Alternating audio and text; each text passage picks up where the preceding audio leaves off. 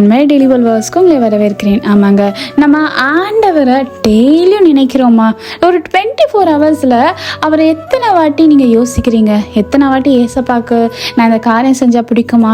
ஆண்டவர்கிட்ட நான் இந்த கேள்வி கேட்கணும், ஆண்டவரை பற்றி எனக்கு இந்த ஒரு டவுட் இருக்குது, இல்லை ஆண்டவருக்கு இந்த காரியம் நான் செய்கிறது நல்லதாக படுமா அப்படின்னு சொல்லிட்டு எத்தனை வாட்டி இந்த 24 ஹவர்ஸில் நம்ம யோசிக்கிறோம். ஆனால் இந்த 24 ஹவர்ஸில் ஆண்டவரை நம்ம யோசிக்காமல் நம்ம நிறைய வேலையில் நிறைய பேரை பற்றி தான் நம்ம யோசிக்கிறோம். ஒன்று பிரச்சனையை பற்றி யோசிக்கிறோம், இல்லை வரப்போகிற காரியங்களை நினச்சி கவலைப்படுறோம், இல்லை வேற ஏதாவது ஒரு பாவத்தை நான் பண்ணிட்டேன் அப்படின்னு நினச்சி கவலைப்படுறோம். நிறைய காரியங்களும் நம்மளோட மைண்டில் அதிகமாக ஓடிட்டே இருக்குது. ஆண்டவரை பற்றி நம்ம அதிகமாகவே யோசிக்க மாட்டேங்கிறோம். ஆனால் ஒரு அழகான ஒரு வசனம் இருக்குங்க, நீதிமொழிகள் 3:6 உன் வழிகள் எல்லாம் அவரை நினைத்துக்கொள், அப்பொழுது அவர் உன் பாதைகளை செவ்வாய்ப்படுத்துவார்.